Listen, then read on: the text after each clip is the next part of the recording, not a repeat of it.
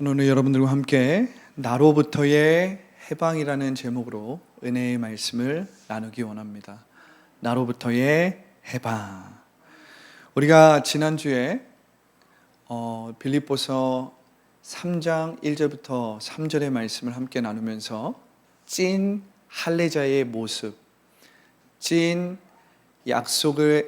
하나님의 약속을 상속받은 찐 상속자들의 모습, 특징, 그리고 그 찐 할례자들, 찐 상속자들이 주의해야 할 것들이 무엇인지에 대해서 빌립보서 3장 1절부터 3절의 말씀을 통해서 함께 나누었습니다.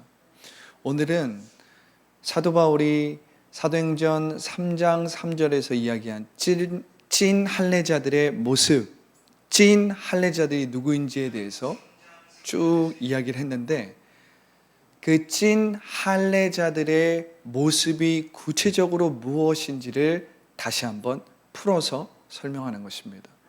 특별히 찐 할례자들의 세 가지 특징이 있었죠. 첫 번째 무엇이었죠? 성령으로 봉사하고 매일 새로워진 삶을 하나님 앞에 예배로 드리는 성령으로 충만한 사람들. 두 번째 뭐였죠? 예수 그리스도로 자랑하고, 다른 그 무엇도 아닌 오직 예수 그리스도로 자랑하는 거예요. 예수 그리스도를 생각하는 것이 기쁨이고, 예수 그리스도를 떠올리는 것이 기쁨이고, 예수 그리스도에 대해서 내가 묵상하고 그분을 마음 가운데 상상하는 것이 유익이라는 것을 깨닫고 체험한 사람들. 할렐루야. 그래서 이 생의 자랑은 이제 점점점 시시해지는 거예요. 이 생의 자랑은 점점점 시들어지는 거예요. 그리고 예수 그리스도에 대한 자랑이 내 삶에 충만한 사람들이라고 했잖아요. 세 번째 무엇입니까? 육체를 신뢰하지 않는 우리가 곧 할례자들이다. 진짜 유일한 할례자들이다. 할렐루야.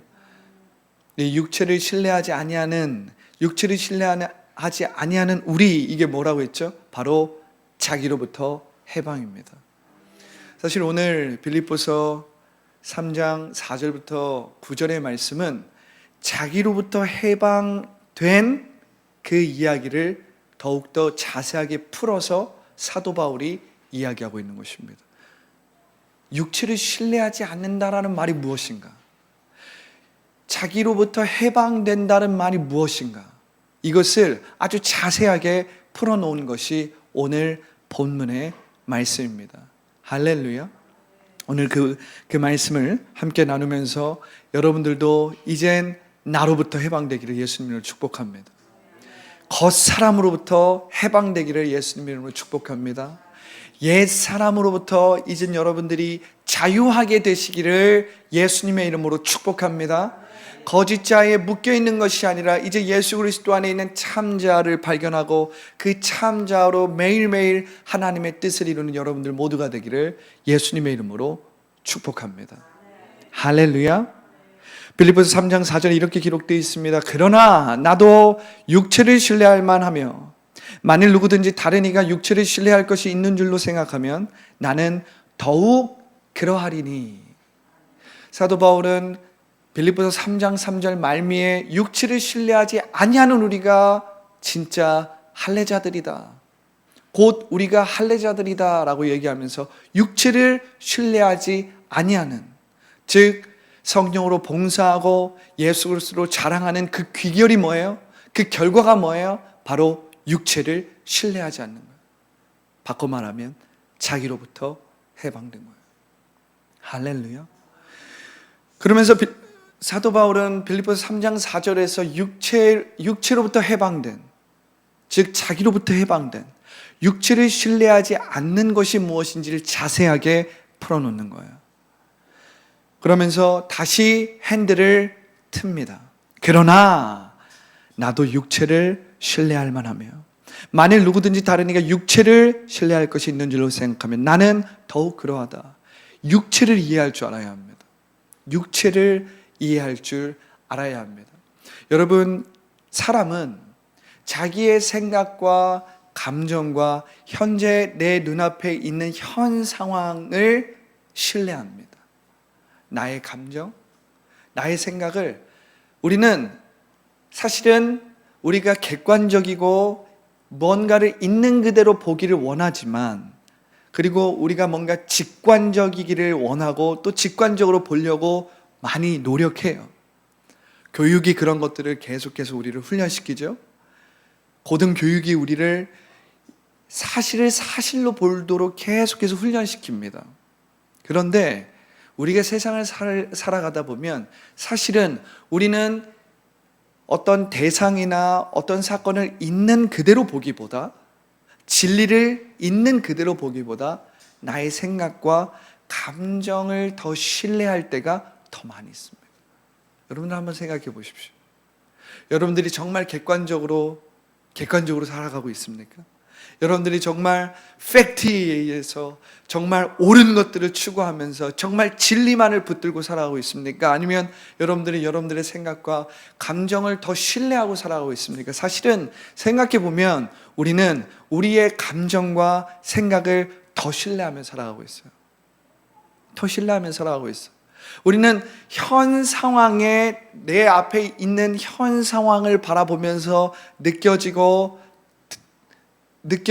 생각나는 것들, 그리고 과거에 있었던 일들을 내가 붙들고 그것대로 우리가 살아가고 있어요. 이것이 무엇입니까? 육체를 신뢰한다라는 말이에요. 육체를 신뢰한다는 말이에요. 우리 인간은 자신의 생각과 자신의 감정을 어떻게 보면 사실보다 더 신뢰할 때가 많이 있어요. 그러고 싶지 않은데 우리는 사실보다, 있는 그대로의 일보다 우리의 감정과 생각을 더 믿는다니까요. 여러분들이 말하는 걸 생각해 보세요. 여러분들이 막 성격이 올라오고 분노가 일어나고 막 시기 질투가 일어나고 막 마음 가운데 불안이 일어나고 두려움이 일어나고 막 어떤 사람에게 막 비난하고 탓하고 막 서로 싸우고 분쟁이 일어나고 어떤 위기가 일어나고, 그런 걸 한번 생각해 보세요. 그러한 상황과 환경 가운데, 그러한 사건 가운데 우리는 사실은 있는 그대로 어떤 사실을 보기보다는 우리의 감정과 생각을 더 신뢰하는 경향이 많이 있습니다. 그래서 우리는 불안하면 그 불안에 빠져버리는 거예요. 두려우면 그 두려움에 빠지는 거예요. 우린 때때로 일어난 일보다 더 나 자신을 과신해서 교만함에 빠지는 거예요. 사실은 우리는 잠깐 있다가 사라질 수밖에 없는 연약한 존재인데도 불구하고 우리는 우리의 순간적인 성과와 우리가 이루어놓은 그러한 일들을 보면서 교만에 빠지는 거예요. 우리는 육체를 지나치게 신뢰하는 연약한 존재라는 거예요. 사도 바울도 이 육체를 이야기합니다. 이 육체를 우리가 이해해야 합니다. 왜냐하면 인간은 자기의 생각과 감정을 신뢰하는 경향이 다분히 있기 때문에 그래요. 그런데 여러분, 여기서 나오는 육체는 지금 제가 부정적인 부분을 이야기했어요. 육체의 부정적인 부분. 우리는 불안, 두려움, 걱정, 근심, 원망, 내 안에 있는 상처와 아픔, 과거에 있었던 부정적인 생각, 감정들을 신뢰합니다. 신뢰해요. 그래서 그 안에서 우울증이 만들어지기도 하고, 예기 불안이 만들어지기도 하고, 공황 장애가 생기기도 하고, 이러한 부정적인 생각을 우리는 지나치게 신뢰하는 경향이 있어요. 특별히 현대인들에게 있어서 이 부정적인 감정과 생각을 현대인들이 많이 붙들고 살기 때문에, 바꿔 말하면 신뢰하기 때문에 현대인들은 그 어느 시대보다도 정신병에 많이 빠져 있는 거예요. 그 어떤 시대보다도 정신적인 질병, 어떤 신경증과 싸우고 있는 세대가 바로 이 현대의 사람들의 모습입니다. 제가 지금 부정적인 생각과 감정에 대해서 이야기했습니다. 그런데 여러분, 부정적인 생각과 감정뿐만 아니라 이 육체라는 것은 부정적인 어떤 생각과 감정뿐만 아니라 우리가 생각하는 종교적이고 영적이고 도덕적인 부분까지도 포함한다라는 것을 여러분들이 기억해야 합니다.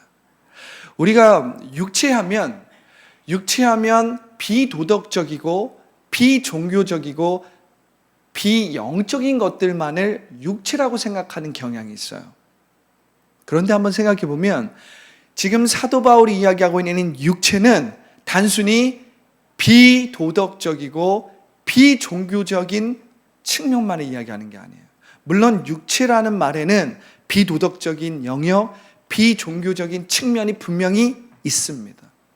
그런데 오늘 사도 바울이 이야기하는 이 육체는 그러한 부정적이고 비도덕적이고 비종교적인 부분만을 이야기하는 것이 아니라는 것을 우리가 알 수 있어요. 성경에서 영을 대적하는 육체는 비도덕적이고 비종교적인 개념만을 말하는 것이 아닙니다. 바울과 같은 사람에게 육체는 오히려 자기의 의를 이루기 위한 모든 노력과 같이 최악의 상태가 아니라 최선의 상태가 될 수 있습니다.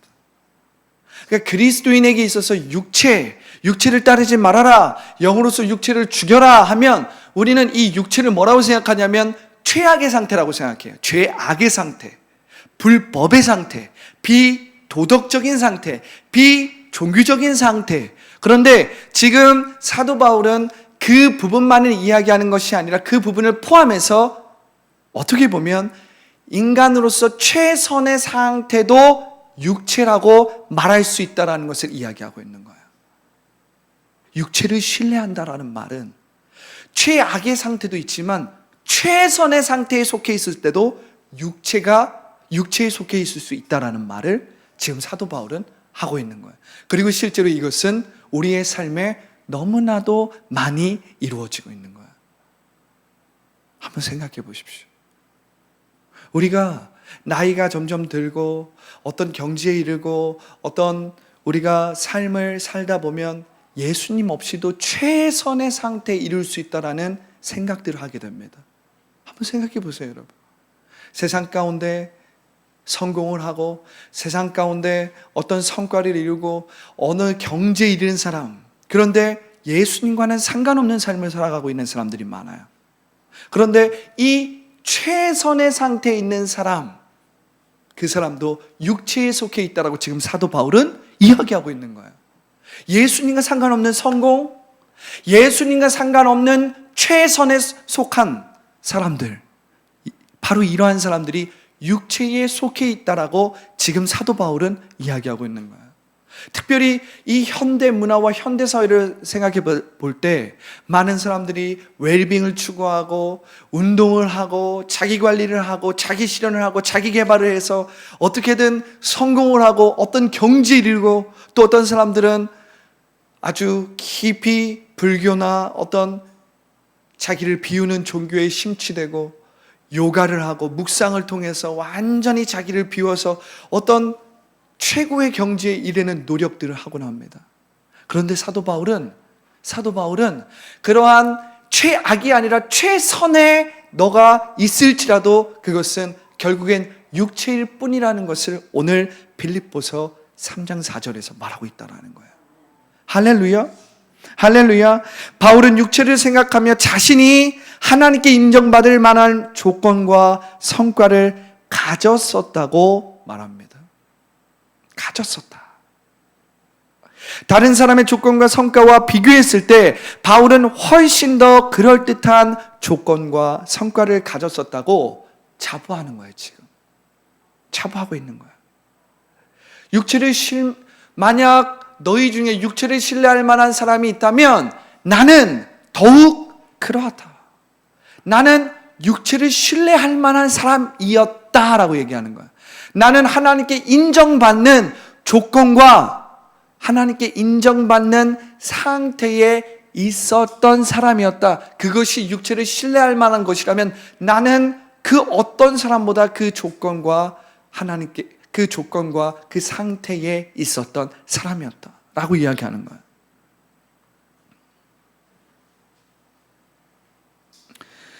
빌립보서 3장 5절에 보면 나는 8일 만에 할례를 받고 이스라엘의 족속이요 베냐민의 지파요 히브리인 중에 히브리인이요. 여기서 슬러시를 딱 쳐야 됩니다. 나는 8일 만에 할례를 받고 이스라엘의 족속이고 베냐민의 지파고 히브리인 중에 히브리인이다.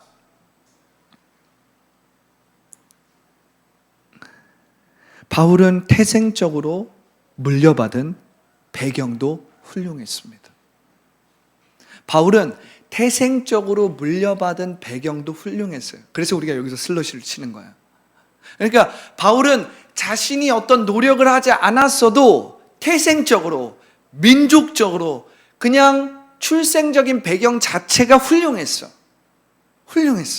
구원받는 조건, 하나님의 백성이 되는 조건, 하나님께 인정받는 조건이 이미 태생적으로, 민족적으로 그 배경이 되었다라는 거예요. 나는 8일 만에 할례를 받았다라는 말은 뭐예요? 8일 만에 할례를 받았다라는 말은 사도 바울의 부모가 둘 다 유대인이었고 그냥 유대인이 아니라 아주 유대 종교에 충성을 다했던 전통적인 유대인이었다라는 걸 이야기하는 거야. 그는 다소 출신이었어요. 이스라엘에 사는 사람은 아니었어요. 다소 로마의 도시에서 있는 유대인들이었는데 그들의 종교심이 얼마나 강했냐면 그들이 이스라엘에 살지 않았지만 자신의 아들만큼은 8일 만에 할례를 줄 만큼 종교성이 강하고 또한 유대교에 대한 충성심과 신앙심이 깊었다라는 것을 의미해요. 이스라엘 족속이요 베냐민 지파요. 베냐민 지파다. 이 베냐민 지파는 무엇입니까?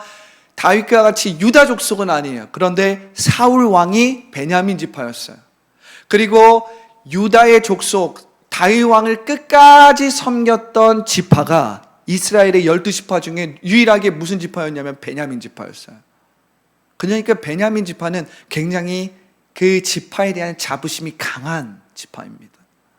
그러니까 이스라엘 족속 중에도 유다 지파 다음으로 베냐민 지파는 자부심도 강했고 그 프라이드가 다른 지파보다 강했단 말이에요. 그러니까 이걸 얘기하는 거예요. 베냐민 지파였어. 이스라엘의 1대 왕 사울의 지파였고 또한 유다를 끝까지 섬긴 지파, 다윗을 끝까지 섬긴 지파, 베냐민 지파. 그리고 히브리인 중에 히브리인이다. 이 말은 그들이 다소라는 이방 국가의 이방 도시에 살았지만 그들은 이스라엘인으로서 문화와 율법과 규율을 다 지켜 행했다라는 말이에요. 그러니까 사도 바울은 다른 걸 다 막론하고 태생적으로 배경이 이미 훌륭했어. 자, 이제 슬러시 다음이 뭐였죠? 5절 후반 6절 율법으로는 바리새인이요 열심으로는 교회를 박해하고 율법에로는 흠이 없는 자라. 이건 무엇입니까? 사도 바울이 태어날 때 자연적으로 받은 배경이 아니에요. 이제 여기서부터 무엇이 나옵니까? 사도 바울이 스스로 노력한 거예요. 사도 바울은 배경도 훌륭했지만 스스로 노력해서 탁월한 업적, 탁월한 성과를 가졌다라는 거예요. 사도 바울은 자신이 하나님께 인정받을 만한 조건과 성과를 가졌었다라는 거예요. 다른 사람의 조건과 성과와 비교했을 때 바울은 훨씬 더 그럴듯한 조건과 성과를 가졌었다는 거예요. 사실은 세상에서는 어느 한쪽만 가져도 칭찬을 합니다. 배경이 좋으면 사람들이 우러러 보잖아요. 부러워하잖아요. 하나만 좋아도, 한쪽만 좋아도. 그런데 바울은 물려받은 출생의 배경도 좋았지만 스스로의 노력으로 얻은 결과도 세상이 보기에 하나님의 신뢰를 얻기에 부족함이 없어 보였어요. 이처럼 육체는 사도 바울에게 있어서 최악과 최선의 상태를 모두 보여주고 있는 거예요. 지금 사도 바울은 육체를 정의할 때 본인의 출생적인 배경과 스스로의 노력으로 얻은 성과와 공로를 모두 육체에 포함시키고 있는 거예요. 우리는 육체하면 뭐라고 생각합니까? 비도덕적이고 비종교적이고, 그래서 우리는 육체하면 최악을 생각한단 말이에요. 그래, 내가 저 사람과 비교했을 때는 좀 낫지. 내가 저 암흑의 누구 집사님하고 비교했을 때 내가 좀 낫지. 내가 저 사람이랑 비교했을 때 내가 좀 성격도 좀 온화하고 순종도 좀 잘하고 성경적인 지식도 좀 있고 기도도 좀 열심히 하고 좀 교회 생활도 좀 열심히 하고 그래도 선행을 좀 내가 했지. 저 사람하고 비교했을 때. 그런데 지금 사도 바울은 우리가 그러한 핑계나 그러한 이유를 댈 수 없게 자신을 육체에 포함시켜 버리는 거예요. 그리고 육체는 최악의 상태만을 말하는 게 아니라 지금 나와 같이 가장 훌륭하게 보였던, 하나님께 인정받고 하나님께 그럴듯하게 보였던 최선의 상태도 육체에 포함된다라고 이야기하고 있는 거예요.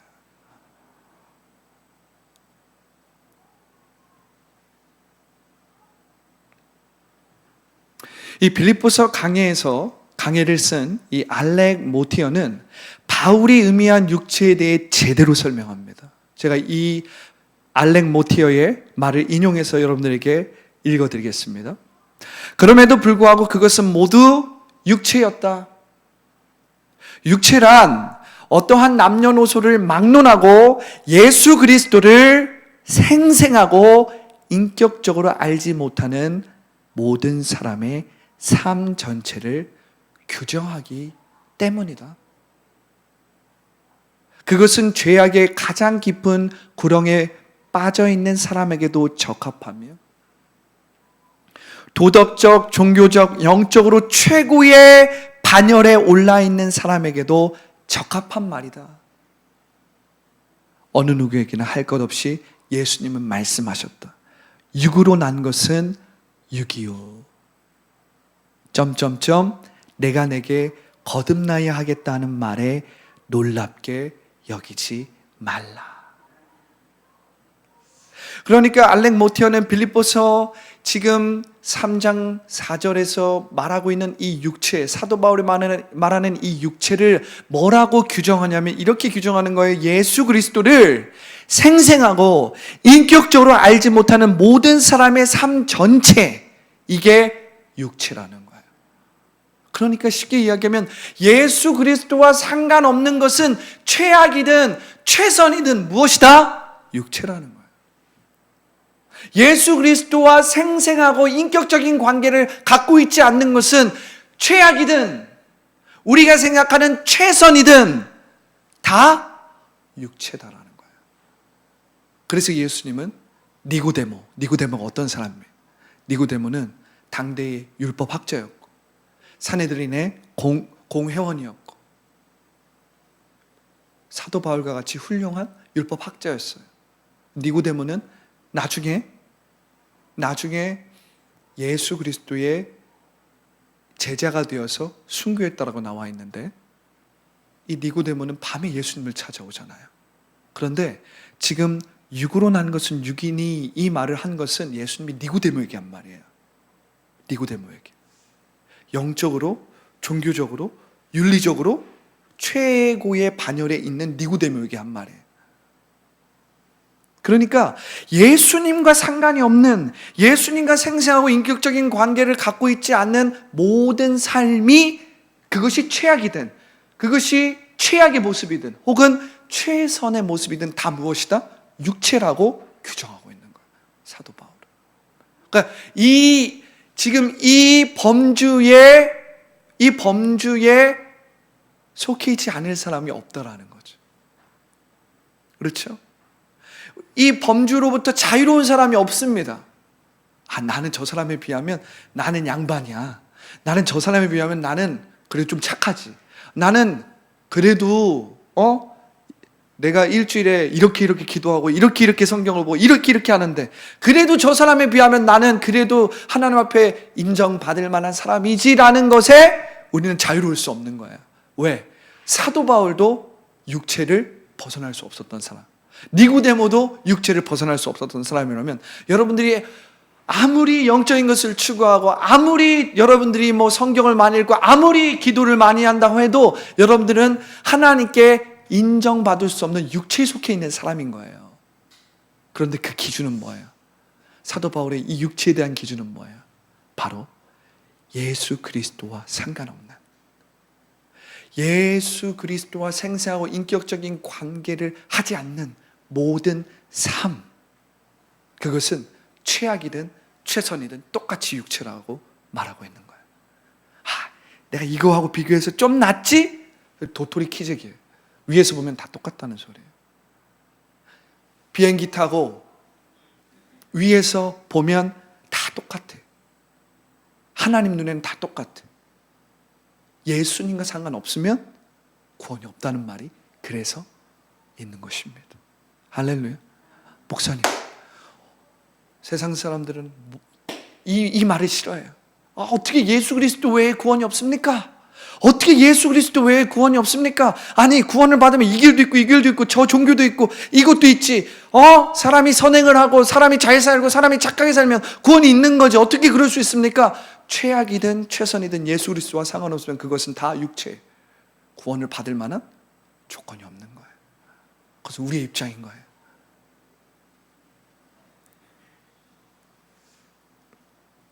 바울의 육체라는 말은 예수 그리스도를 얼굴과 얼굴로서, 즉 인격적으로 알지 못하는 모든 사람의 상태를 가리키는 것이라는 거예요. 할렐루야.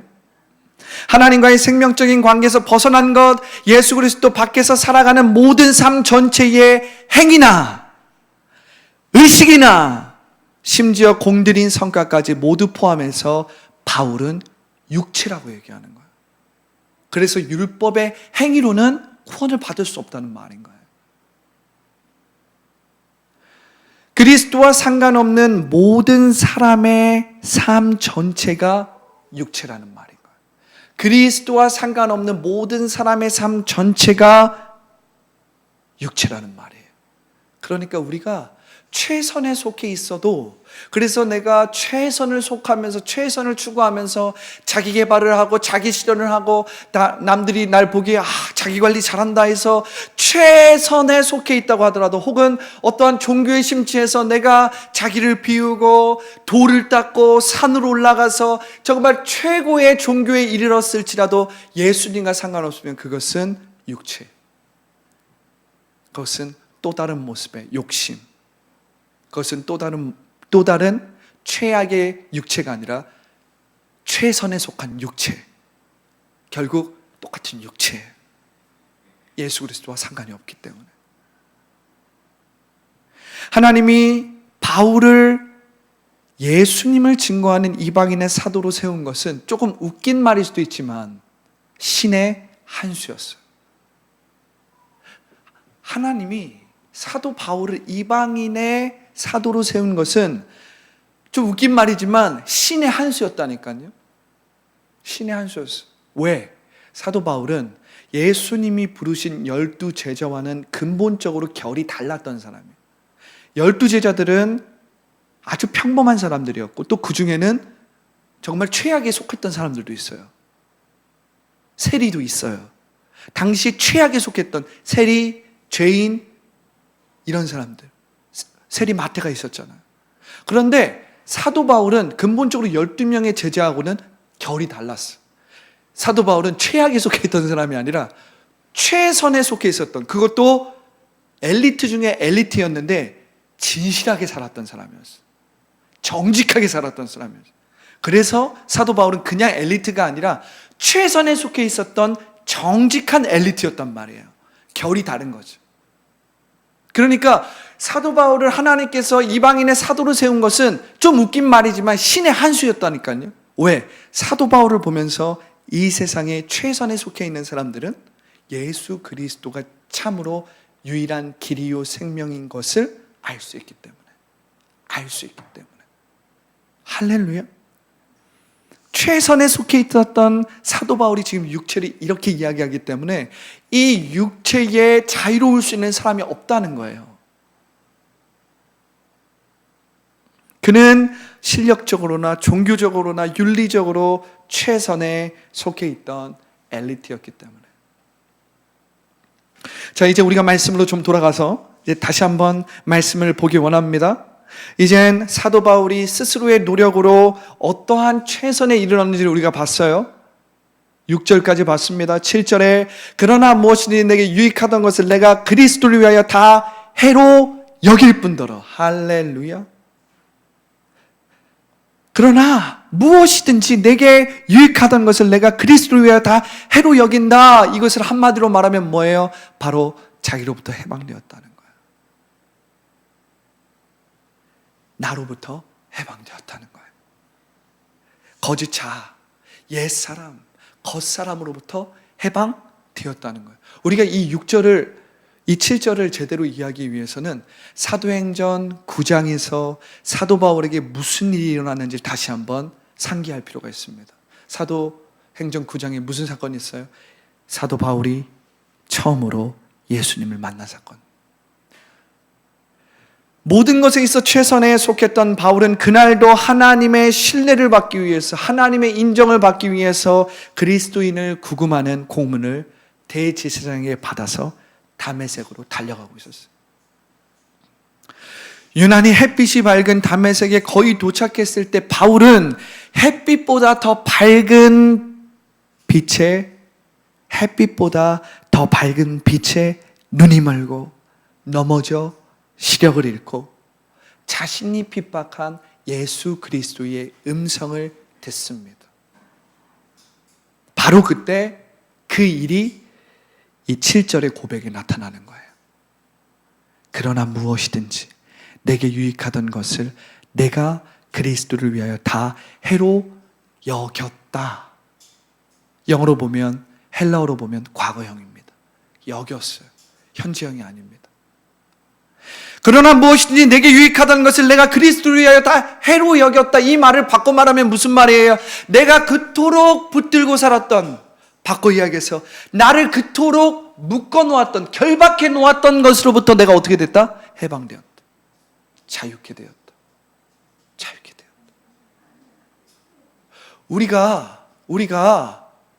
우리가 예수 그리스도를 만나면 우리는 난생 처음으로 어떻게 돼요?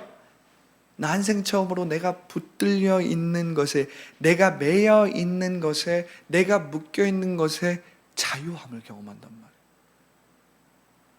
내가 정말 눈물을 흘리면서, 눈물 콧물을 다 흘리면서 회개를 누가 시켜서가 아니라 갑자기 주의 성령이 내게 부어줘서 내 입술에서, 내 생각에서, 내 마음에서, 내 안에 내가 알지도 못했던 죄에 대해서 고백을 하고 막 눈물을 흘리면서 어떤 일이 일어납니까? 우리는 하나님 앞에 회개의 눈물과 후회와 또한 하나님의 그 십자가, 예수님의 그 십자가를 붙들고 막 기도를 하면서도 어떻게 돼요? 내 마음 가운데는 자유함이 넘친단 말이에요. 이게 뭐예요? 자기로부터 해방되는 거죠. 자기로부터 해방되는 거예요. 사실은 내가 어떤 것을 붙들고 사는 것도 있지만 그것이 나를 결박해서 나를 묶어 놓았던 것도 있었던 거예요. 이것은 똑같은 이야기인 거예요. 내가 뭔가를 붙들고 사는 것도, 내가 뭔가에 붙잡혀 사는 것도, 내가 뭔가에 결박되어 있는 것도, 내가 뭔가에 매여 있는 것도 한마디로 뭐예요? 종노릇하면서 살고 있는 건데 이 종노릇으로부터 해방되는 거예요. 내가 하나님 앞에 인정받기 위해서, 하나님 앞에 칭찬받기 위해서 뭔가를 하고 행위와 의식에 붙잡혀 있는 것으로부터 해방되는 거예요. 사도 바울이 예수님을 그 다메섹 도상에서 만났을 때 내가 모든 것을 예수 그리스도를 위해서 해로 여기게 되었다라는 말은 바꿔 이야기하면 나로부터 자유하게 되었다. 나로부터 해방되었다는 소리예요. 스스로 최선이라고 믿고 따르고 노력했던 것들이 이제 그리스도와의 첫 만남으로 그리스도 외에 다른 것들이 해라고 여기게 되었다는 거예요. 여러분, 이 7절에 쓰인 여기다는 여겼다. 우리 한글로는 제대로 파악하기는 좀 어렵지만 영어나 헬라어를 보면 과거형으로 쓰였습니다. 그러니까 이것은 회상의 말이에요. 회상의 말. 과거형으로 쓰인 회상의 말입니다. 여겼다는 거예요. 내가 그때 여겼다는 거예요. 예수 그리스도를 만났을 때, 예수 그리스도의 음성을 들었을 때 나는 너무나도 깜짝 놀라고 너무나도 놀라서 내 눈이 멀어서 3일 동안 앞을 보지 못했어요. 시력이 3일 동안 없었어요. 왜? 너무 충격을 받아서. 그렇지만 사도 바울은 그 충격과 동시에 자기로부터 해방되었어요. 모든 것을 해로 여기게 되었다는 거예요. 할렐루야. 처음으로 체험한 예수님과의 만남은 바울의 가치 사고체계의 혁명을 일으켰다는 거예요. 이 가치 사고체계의 혁명을 일으켰다. 내가 평소에 계산하던 가치, 평소에 계산하던 사고체계가 바뀌었다는 말은 뭐예요? 나로부터 해방이 되었다는 거예요. 내가 원래 이거에 매여야 되는데, 내가 원래 이것을 중시 여겨야 돼, 내가 원래 이것을 붙들고 살아야 되는데 그게 바뀌어버린 거예요. 나로부터 해방되니까 더 이상 어떠한 대상이나 어떠한 생각이나 과거에 있었던 기억에 내가 묶이지 않는 거예요. 육체에 묶이지 않는 거예요. 육체에 속하지 않는 거예요. 이게 뭐예요? 나로부터 해방된 거예요. 최선이든 최악이든, 최선을 추구하는 육체든 최악에 속해 있는 육체든 이젠 거기에 매여 있지 않고 자유하게 됐다는, 이게 자기로부터 해방됐다는 말이에요. 자기로부터 해방됐다는 말이에요. 할렐루야. 하나님의 신뢰를 받기 위한 그의 모든 노력이 사실상 하나님의 인정을 가져온 것이 아니라 해였다는 사실에 의해서 이젠 사도 바울은 자기로부터 해방된 거예요. 자, 이제 8절입니다. 우리가 8절을 통해서 볼 수 있는 것이 무엇입니까? 8절 읽어봅니다. 또한 모든 것을 해로 여김은 내 주 그리스도 예수를 아는 지식이 가장 고상하기 때문이라. 내가 그를 위하여 모든 것을 잃어버리고 배설물로 여김은 그리스도를 얻고. 할렐루야. 두 번째 무엇입니까? 나로부터 해방된 사람은 행위나 의식이 아닌 생생하고 능력 있는 관계를 갖게 된다. 나로부터 해방된 사람은 행위나 의식이 아닌 생생하고 능력 있는 관계를 갖게 된다. 할렐루야. 여러분, 7절에서 여겼다는 8절에서 여기다 현재형으로 바뀌게 되는 거예요. 7절에서는 여겼다, 사건, 과거의 회상의 말입니다. 그런데 8절에서는 이제 그 여겼다가 여기다 현재의 말, 현재의 상태로 바뀌는 거예요. 현재의 관계로 바뀌는 거예요. 7절에서 있었던 것은 만남이라는 사건, 과거에 있었던 회상의 말입니다. 그러나 8절은 현재의 지금 ing 진행되고 있는 생명적인 관계, 생생한 관계, 능력 있는 인격적인 관계를 8절에서 이야기하고 있는 거예요. 할렐루야. 7절에서 과거의 회상은 8절에서 현재의 고백으로 한층 더 성장하고 진보했습니다.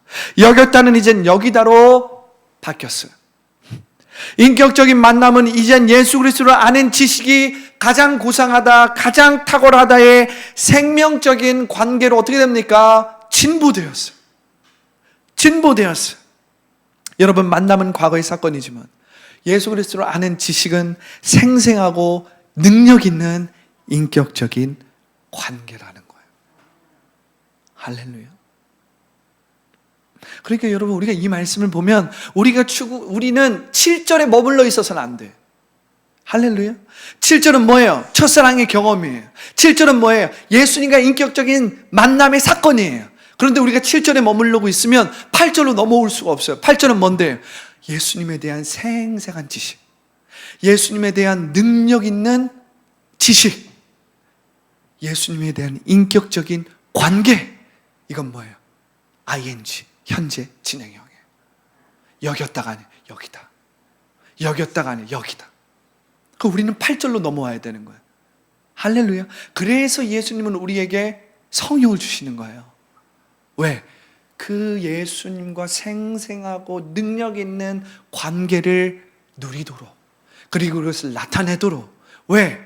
그 생명적인 관계가 우리를 새롭게 하고 우리를 변화시키고 우리를 치유하고 우리를 회복시키고 우리로 하여금 하나님의 형상으로 날마다 회복되게 만들거든요. 이게 뭐예요?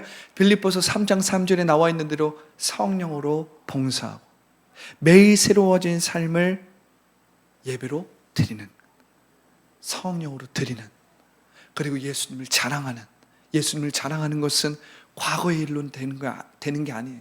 그것은 현재 생생하고 인격적인 관계 안에서 예수님을 자랑할 수 있는 거예요. 할렐루야. 육체를 신뢰하지 아니하는, 즉 자기로부터 해방된 우리가 찐 할례자들이다. 그렇기 때문에 우리는 7절에 머물러 있어서는 안 되고 7절에서 8절의 삶을 살 수 있어야 합니다. 할렐루야. 바울은 과거의 만남에서 이제 예수 그리스도를 아는 더욱더 친밀하고 풍성한 생명적인 관계를 누리고 나타냅니다. 할렐루야. 여러분, 예수를 자랑한다는 말은 한마디로 말해서 내 주 그리스도 예수를 아는 지식에 빠져 있다는 거예요. 즉 예수님과의 생명적인 관계를 소유함으로써 그 관계를 깨트리는 것은 이제 해가 되었다는 것을 말하는 거예요. 할렐루야. 바울은 그동안 최선이자 유익으로 계산했던 모든 것을 심지어 기꺼이 버릴 수 있고 또 다시 찾지 않을 배설물로 여깁니다. 배설물이라고 이야기하는 거예요. 여러분, 배설물을 여러분들이 아까워서 다시 찾습니까? 배설물을 여러분들이 너무 아깝다, 과거를 생각하니 너무 아깝다, 과거에 내가 가지고 있었던 것을 생각하니 너무 아깝다 하고 다시 찾아옵니까? 배설물은 절대 찾아오지 않잖아요. 사도 바울은 예수님과의 이 생명적인 관계를 방해하고 미혹하고 빼앗으려고 했던 모든 것들을 배설물로 여긴다는 말은 이젠 다시는 그것을 찾아오지 않겠다라는 강력한 표현인 거예요, 여러분. 할렐루야. 더 이상 그 시시한 것에 내가 목매지 않겠다. 그것은 이제 시시하다 못해 이제 어떻게 되는 거예요? 내가 절대 보지도 않고 아주 노골적으로 아주 생생하게 표현한 거예요. 배설물. 배설물은 우리가 쳐다보기도 싫잖아요. 가까이 가지도 않잖아요.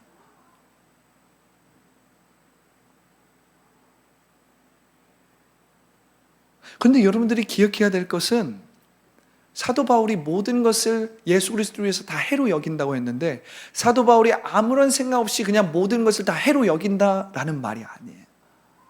여긴 단서가 붙습니다. 무슨 단서입니까?